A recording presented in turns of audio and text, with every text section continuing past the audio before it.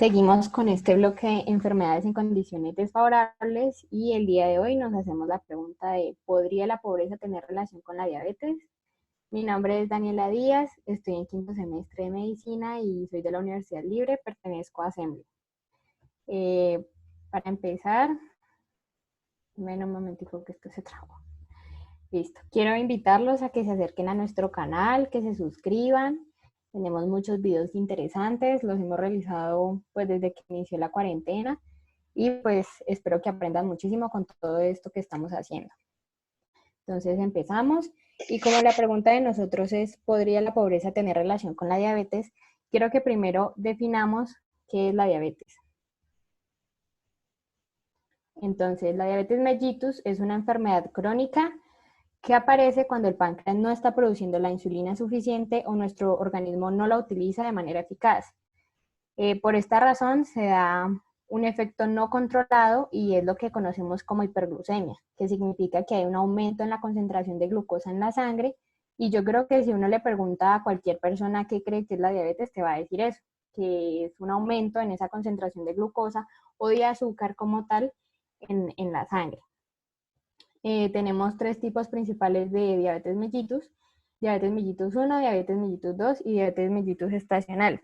El día de ayer en Mamita Week, el doctor Carlos Gómez nos habló de diabetes mellitus estacional.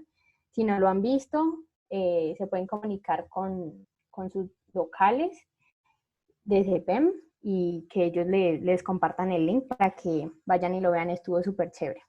El día de hoy vamos a enfocarnos principalmente en diabetes mellitus 2. En cuanto a la epidemiología de la diabetes mellitus, pues no se encuentran como datos muy actualizados y en el ASIS que se publicó en el 2019 nos dieron unos datos de 2017 sobre la prevalencia de la diabetes mellitus en Colombia y aproximadamente 1.100.000 de personas presentó diabetes mellitus durante ese año, que pues es un valor realmente considerable. En Bogotá hicieron un estudio de la tasa de mortalidad por diabetes mellitus en menores de 70 años en diferentes centros de salud de esta ciudad y pues ellos evaluaron todos los casos que se habían dado de mortalidad por diabetes mellitus desde el 2007 hasta el 2018. Se notó que realmente disminuyó bastante esa tasa de mortalidad porque en Bogotá se han tomado diferentes medidas para disminuirla, pero igualmente esa tasa sigue siendo muy alta y en Colombia en general también lo sigue siendo y hay que seguir trabajando en eso. Y nosotros cumplimos un papel súper importante pues, en esta parte para lograr bajar esa tasa de mortalidad, permitiendo pues un diagnóstico correcto y ayudando a nuestros pacientes en su tratamiento. Ahora sí, hablamos de diabetes mellitus tipo 2, que como tal es un síndrome heterogéneo que está originado por una interacción genético-ambiental y como ya lo habíamos mencionado, como es diabetes, se va a caracterizar por esa hiperglucemia crónica, que como tal está causada por una deficiencia en la secreción o como tal en la acción de la insulina. Anteriormente la diabetes mellitus tipo 2 era conocida como la diabetes mellitus de la edad adulta, porque se presentaba en personas mayores de 40 años. Pero en los últimos años se ha visto que realmente no es así, que también se presenta en adolescentes e incluso en niños. Entonces, de pronto, si han leído textos, así la referencian como diabetes mellitus de la edad adulta, pero pues en cuanto a conversaciones que se puedan tener o para hacer referencia a esta diabetes, es mejor llamarla diabetes mellitus tipo 2. La gran diferencia que tiene esta diabetes con el tipo 1 es que sí hay una producción de insulina. En la diabetes tipo 1 no hay producción de insulina y por eso también a los pacientes con diabetes mellitus tipo 2 anteriormente también se les llamaba no insulino dependientes, porque no necesitaban pues esa inyección de insulina porque ellos realmente sí la estaban produciendo. Hay diferentes causas de esta enfermedad. Una de ellas principalmente es la obesidad, la actividad física y la mala alimentación. En general podemos decir que la diabetes mellitus tipo 2 está relacionada con todos los hábitos que tiene una persona.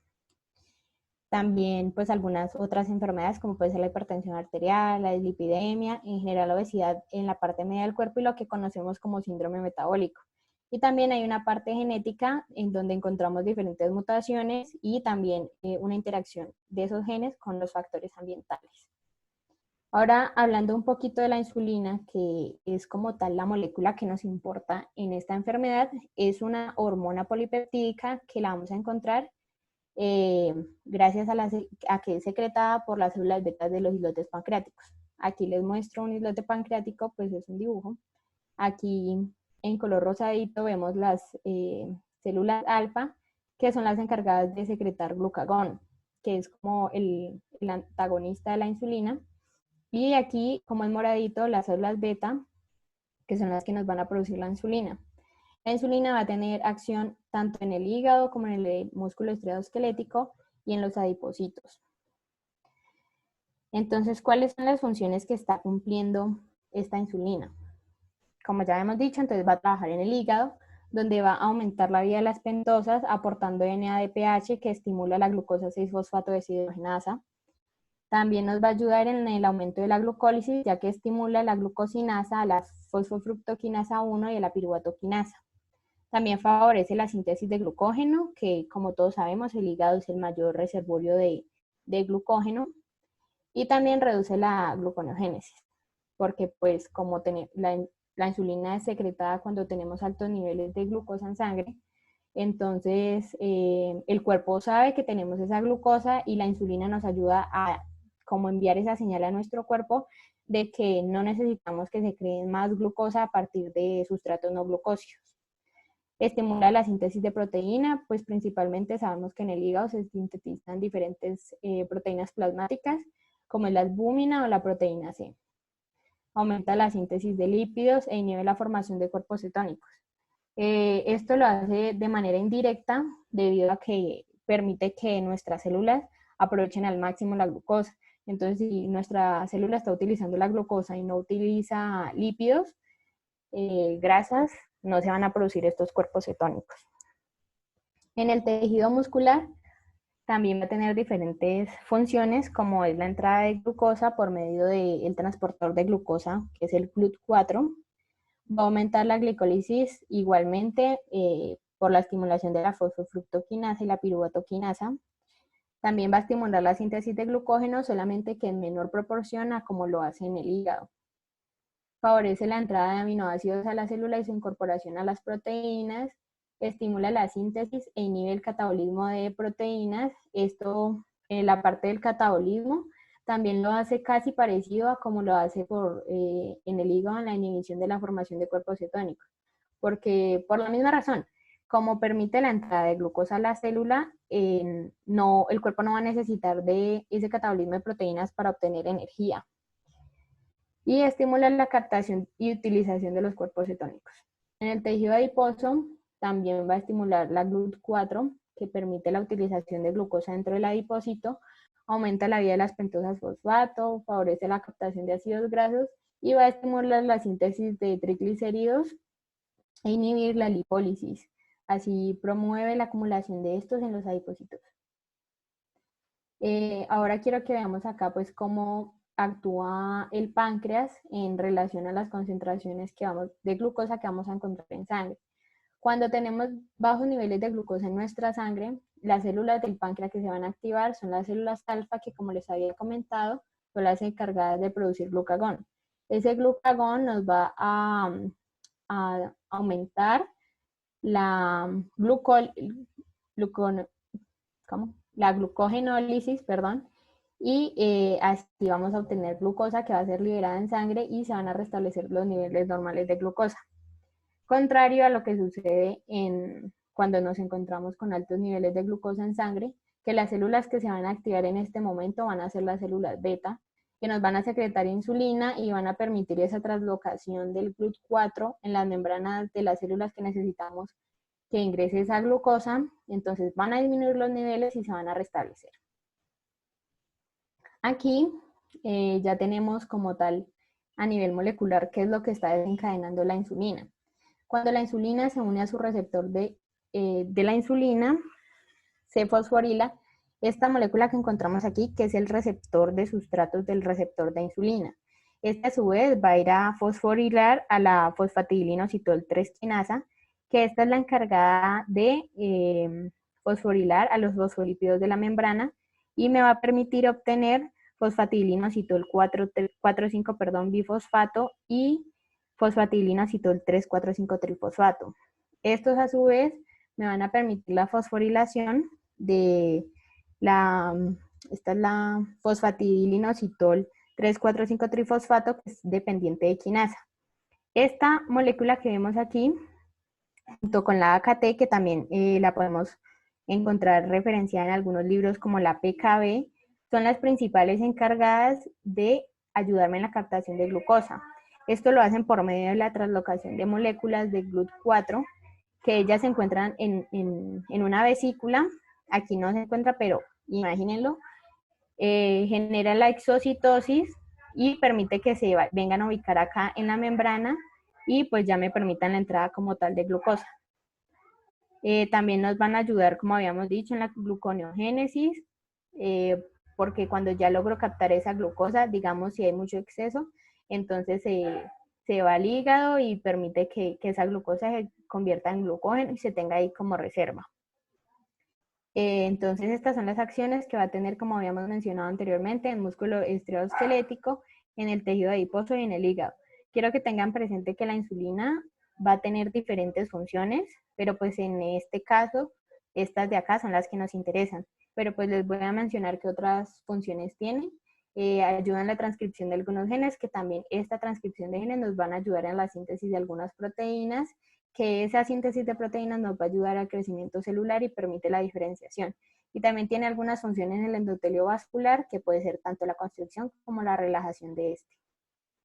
Entonces, hablemos un poquito de la resistencia a la insulina, que es como tal lo que vemos en los pacientes con diabetes.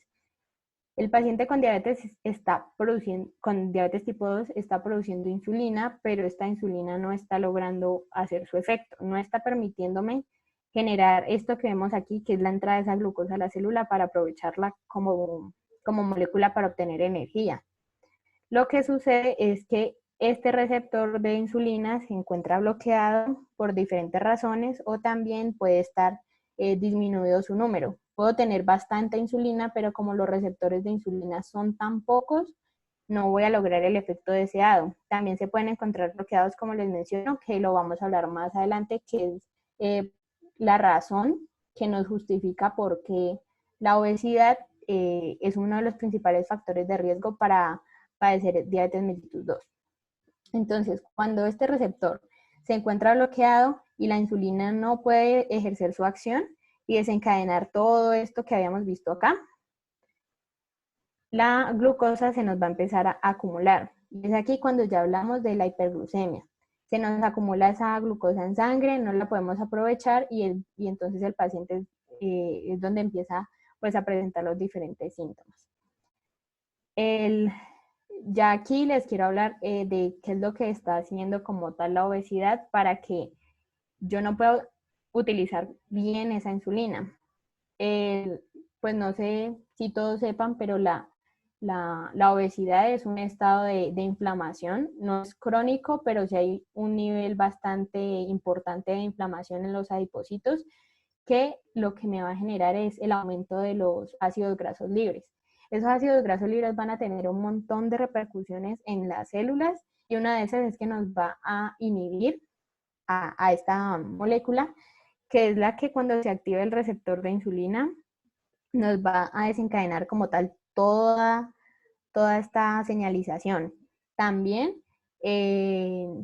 aparte de que nos bloquea, digamos, las moléculas que tenemos, también se ha visto que disminuye la síntesis de esta. Entonces, aparte de que las tenemos bloqueadas, no estamos produciendo más. Entonces, si se bloquea esto, todo se bloquea y no podemos obtener glucosa.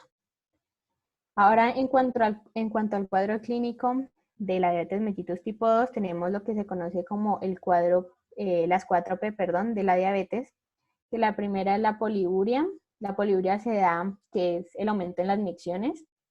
Esta se da porque hay una regulación por parte del sistema urinario, que es la eliminación de ese exceso de glucosa en la sangre por medio de la orina. Un dato curioso en cuanto a la diabetes mellitus es que esto digamos, se conoció hace muchísimos años porque los médicos de tiempos por allá viejísimos, ellos probaban la orina del paciente y así era como diagnosticaban al paciente. E incluso se llamó diabetes mellitus porque el sabor que le reconocían era a miel, por eso el mellitus ahí. La polidipsia se da como consecuencia de esa poliuria, porque entonces como el paciente está orine y orine y orina cada rato, sus niveles de agua en el cuerpo están disminuyendo. Entonces, por eso tiene tanta sed constantemente y pues esto también, digamos, es como un círculo vicioso aquí, porque entonces va a ayudar a que se aumenten también las micciones.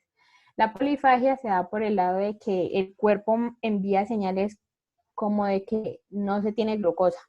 Como la célula no está aprovechando esa glucosa que tiene, entonces digamos que aparentemente se cree que realmente no hay glucosa. Entonces se activan los niveles de grelina que van al hipotálamo y me generan esa sensación de hambre y por eso estos pacientes mantienen comiendo y por eso vemos que en su mayoría son obesos porque como es una sensación de hambre tan exagerada, no van a ir a comerse una pera, una manzana, no, sino que van y buscan el pan, buscan la empanada, todo esto. Y hay otro punto, la otra P es la pérdida de peso. Que uno diría como, pero ¿cómo así? Si entonces están comiendo tanto, están obesos. Esto se da principalmente en los cuadros crónicos, que es porque como no se está utilizando esa glucosa, el cuerpo igualmente tiene que buscar de dónde obtener energía y encuentra a los ácidos grasos y a las proteínas. Las proteínas las tenemos principalmente en nuestros músculos. Entonces, cuando empieza a utilizar esa proteína como, como pues para lograr obtener energía, se empieza a disminuir el volumen del músculo y esto es lo que no, por lo que se caracteriza la pérdida de peso. En cuanto al diagnóstico de esta enfermedad, nos basamos en los criterios diagnósticos de la Asociación Americana de Diabetes que fue publicada en el 2012, en donde vamos a encontrar que el primer criterio es que debemos encontrar una hemoglobina glucosilada menor al 6.5%, una glucemia basal de 7 milimol por litro, una glucemia normal de 11,1 milimol por litro, que es tomada después de 2 horas de hacerle la prueba de tolerancia oral con 75 gramos de glucosa. Aparte de eso, pues que el paciente presente las 4P. Y también tenemos los criterios de la prediabetes, que pues son un poquito más bajos los niveles que vamos a encontrar cuando ya decimos que un paciente realmente tiene diabetes. Entonces la glucemia basal de un paciente con prediabetes vamos a encontrar que va a ser de 6,6 a 6,9 milimol por litro. Su glucemia que se le va a hacer 2 horas, que se le va a tomar, perdón, 2 horas después de la prueba de tolerancia con 75 gramos de glucosa debe estar entre 7.8 y 11 milimol por litro y una hemoglobina glucosilada que esté entre el 5.7 y el 6.4%. Y el tratamiento, pues como hemos dicho, la diabetes mellitus tipo 2 principalmente es causada como por todos los hábitos que tiene una persona. Entonces los podemos regular muy fácilmente, aunque es una enfermedad que no es curable, es una enfermedad muy tratable, pero tiene que haber mucha parte y mucha voluntad por parte del paciente. Entonces el paciente tiene que empezar a disminuir el consumo de grasas, tiene que empezar a disminuir el consumo de azúcares, preferiblemente no comprar azúcar de caña, que es la que compramos en el mercado, sino pues solamente la fructosa que la encontramos en las frutas. Y pues saber que hay diversas frutas que contienen mayor cantidad de fructosa, perdón. Entonces pues también disminuir como el consumo de esas y empezar a consumir más las que tienen pues menor concentración de fructosa. Mejor dicho, tiene que eh, cuidarse muchísimo en su alimentación. Y esta buena alimentación la tiene que acompañar con ejercicio, porque como la gran mayoría de personas se encuentra en sobrepeso, pues hay que disminuir eso y pues en general recomendarle todo lo que se considera como una vida saludable. Aquí puse esta imagencita de educación porque esto es algo súper importante que nosotros como médicos cumplimos un papel elemental porque nosotros somos los encargados de darle toda esa información necesaria al paciente. No es como decirle, ah, mira, tienes diabetes mellitus tipo 2, chao. No, nosotros tenemos que decirle todo lo que significa tener diabetes mellitus tipo 2, cuál es su tratamiento, cómo lo debe llevar a cabo. Estas personas tienen que estar súper pendientes de su glucosa, entonces hay que enseñarles, porque pues no pueden estar tampoco yendo a cada ratico al centro de salud. Y entonces, pues quiero que tengamos muy en cuenta eso, que aunque el paciente también debe poner mucho de su parte, nosotros cumplimos un papel súper elemental en eso, explicándole siempre todo con la mejor disposición a explicarle a cualquier duda que el paciente tenga. Ahora sí, pues continuamos con nuestra pregunta y ahora necesitamos saber qué es pobreza. Entonces, para poder definir pobreza y pobreza extrema, nos vamos a basar en los derechos básicos, que los tenemos acá, que es el acceso a la educación, el acceso a los servicios de salud, el acceso a la seguridad social, calidad y espacios de la vivienda, servicios básicos en la vivienda y acceso a la alimentación.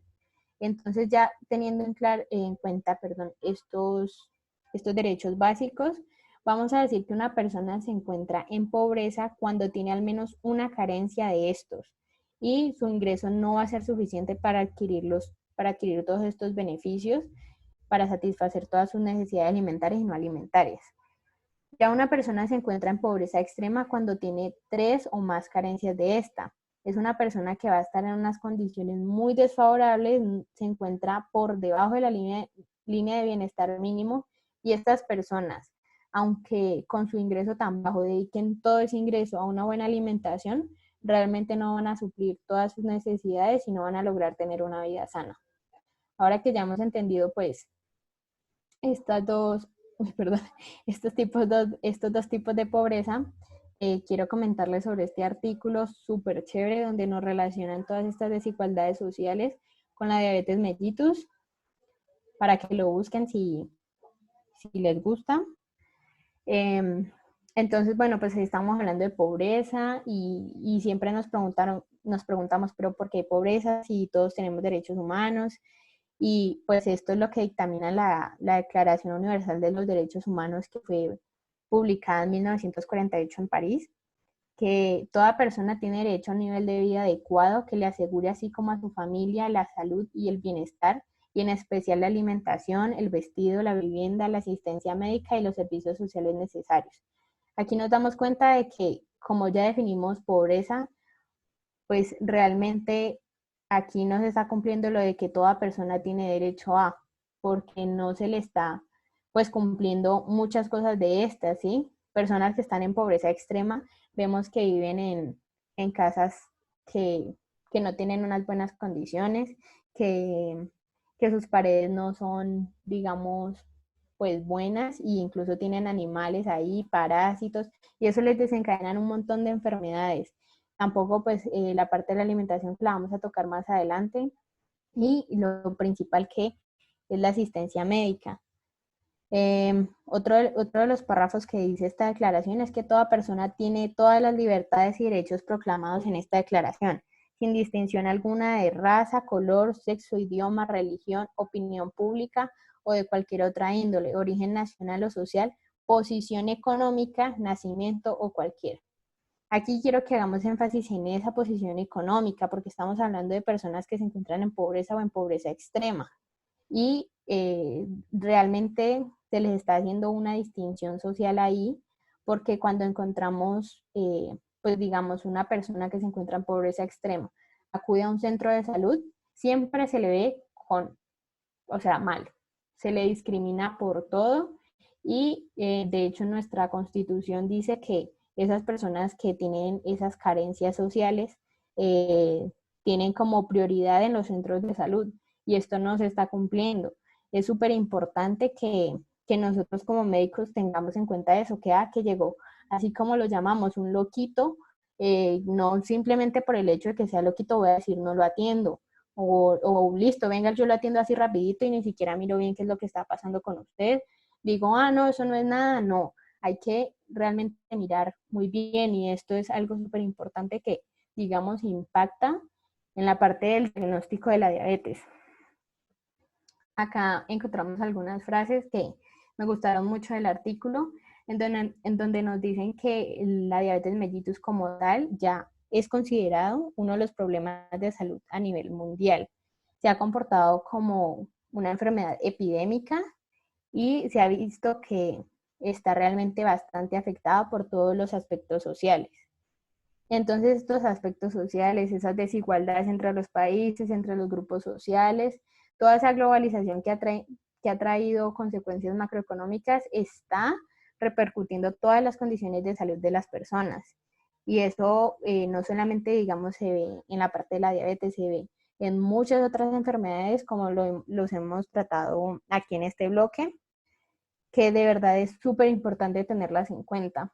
Entonces ya podemos concluir que realmente la pobreza perjudica el tratamiento de la diabetes y tiene muchísimo impacto, principalmente por lo que vemos como los hábitos de la persona, por todo el entorno social que rodea a una persona que se encuentra en pobreza o en pobreza extrema. Lo que les comentaba ahorita, disminuye las probabilidades de obtener un diagnóstico acertado. ¿Por qué? Porque una persona que se encuentra en pobreza o en pobreza extrema, no le voy a poner cuidado. Ay, no, yo atiendo al presidente. Yo solo atiendo a gente que hay. Y no le pongo cuidado a esas personas que realmente necesitan una atención de calidad, que se les mire cómo está su condición de vida y no solamente cómo se ven físicamente, sino qué hay en su entorno que las está afectando. Entonces existen diferentes factores que pues, nos van como a influenciar a que se presente este tipo de diabetes y uno de los principales es el nivel de ingreso, como lo hemos venido diciendo. Esta desigualdad social en cuanto al nivel de ingreso es como súper importante y yo diría que está en cabeza a los factores de riesgo para, para esta enfermedad, porque hay personas que tienen un bajo poder adquisitivo y esto no les permite como, eh, ¿cómo se dice? Se me olvidó la palabra, como invertir, digamos, en lo que sería salud, porque ellos van, o sea, si tienen un bajo nivel de ingreso, si su poder adquisitivo es muy bajo, ellos no van a pensar como en comprar, ay, sí, la frutica que está carísima, las verduras que están carísimas, no, pues que yo tengo que comer. Entonces, ¿qué compro? Lo más barato, galletas, pan, gaseosa y todo esto tiene muchísima azúcar. Y entonces por eso es uno de los principales factores de riesgo. También este nivel de ingreso se ve muy relacionado con el nivel de educación. Las personas que tienen ese poder adquisitivo tan bajo no tienen un acceso a a un nivel educativo alto y pues son personas que vemos que no se educan en salud, que digamos que aunque un médico los atienda bien, les explique todo, ellos no dan como esa importancia, ese interés a lo que significa salud. Entonces dicen, ah, sí, me mandó esta pastica y ya con esta pastica yo tengo. No, de verdad que el nivel de educación aquí es súper importante, que las personas comprendan que es más que una pastica, más que una inyección, es el nivel de calidad de vida que tiene, es su alimentación, que haga deporte, que se interese y sea consciente de que pues a veces hay que buscar lo mejor para la salud. Yo sé que es una situación muy compleja y es muy fácil decirlo como que no, que sí, que se enfoque en lo que digamos es saludable y mejor, pero las condiciones económicas a veces no dan. Y eso también es como importante tenerlo en cuenta con los pacientes, pero siempre esa educación debe estar ahí. En el artículo también nos menciona que un factor de riesgo bastante grande es la etnia porque se han realizado diferentes estudios que han demostrado que en el sur de Asia más o menos el 85% de la población se encuentra en pobreza extrema. Y cuando estas personas viajan a Londres y se les realizan estudios, se ha visto que la gran mayoría presenta diabetes mellitus tipo 2. Entonces aquí vemos esa relación bastante grande que hay entre la diabetes mellitus tipo 2 y la pobreza. También se ha visto que el género se ve muy influenciado y es un factor de riesgo grande para la diabetes mellitus tipo 2, teniendo mayor incidencia en las mujeres, principalmente afroamericanas, por otras patologías, como lo puede ser la obesidad o la hipertensión arterial, que conllevan de manera crónica a la diabetes mellitus tipo 2. Y eso sería todo por hoy.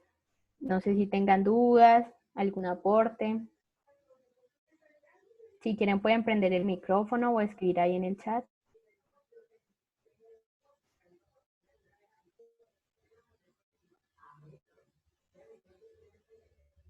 Dale, Juanpa.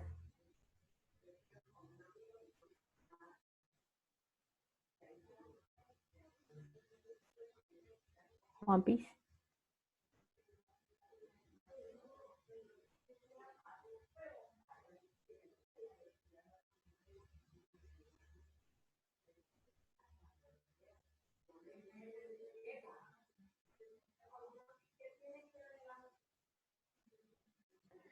Listo, vale la pregunta. ¿Cómo crees que se puede ayudar a un paciente a mejorar su estilo de vida con condiciones de pobreza previo a llegar a esta patología? Sorry, me está molestando. Ah, ok. Listo. Pues, por ejemplo, eso nos lo enseñan muchísimo en la universidad, que son lo que vemos en comunitarias, que es asistir a los diferentes barrios y dar charlas sobre esto. Dar, por ejemplo, o sea, no necesito para hacer actividad física, ir al gimnasio, tener las máquinas en la casa, ¿no? Yo puedo salir a caminar, puedo salir a trotar. Entonces es eso, ir allá, visitarlos, explicarles. Por ejemplo, la parte de las comidas es muy común encontrar en los barrios, las esquinas donde venden empanada, donde venden aborrajados, papa rellena, todo esto. Entonces es como informarles de que eso, por más rico que sea, por más delicioso que sea, pues va a traer consecuencias en la vida, en cuanto a la salud. Y está en cada uno de nosotros como disminuir todos esos riesgos. Claro está que no es como decirle, vea, usted no puede comer, sino que es enseñarles y explicarles que hay que tomar medidas y que se puede disfrutar también de ello, pero siempre hay que enfocarse en tener una buena salud. No sé si contesto tu pregunta o quieres más. Dale. ¿Hay más preguntas?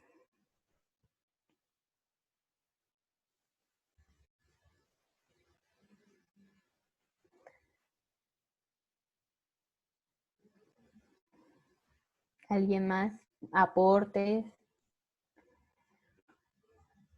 Y yo creo que, digamos que lo que pregunta Juanpa está súper bien porque nosotros como médicos somos principalmente los que ponemos como esa barrera, porque decimos como, no, yo por qué me voy a ir a meter por allá, no, porque voy a ir a hablar con esa gente, no, yo creo que si nosotros estamos en esta carrera es porque queremos de verdad brindar salud a las personas. Y una muy buena forma de hacerlo es ir y hablar directamente con las personas. A la gente muchas veces no le gusta ir a los centros de salud y pues como uno, dale, vale, dale. ¿Vas a prender el micro?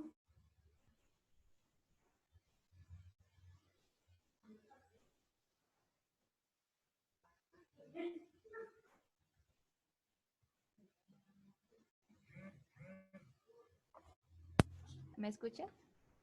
Sí, ahí te escuchas. Ah, ya tiene el micrófono apagado. Bueno, yo la parte que quería hacer es que, pues digamos que a nosotros nos recalca mucho que el tratamiento de la diabetes es muy complicado, principalmente porque los pacientes no hacen caso. Y es porque, digamos, no son conscientes de su enfermedad, de que es una enfermedad crónica, que tiene demasiadas consecuencias en los diferentes sistemas y además de que es algo para toda la vida y que el enfoque siempre no debe ser solamente hacia el médico, sino que es un enfoque multidisciplinar.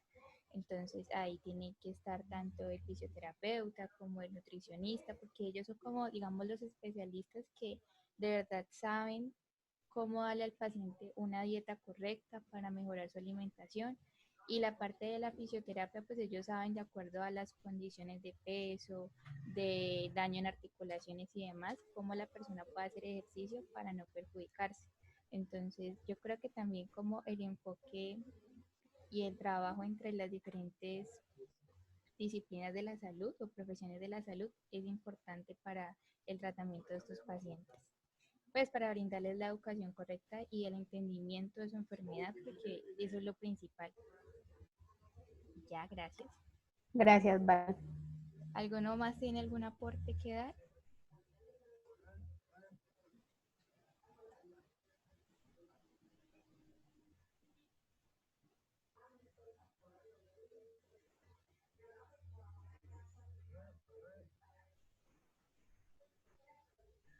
Bueno, entonces yo creo que ya vamos por finalizada la charla de hoy.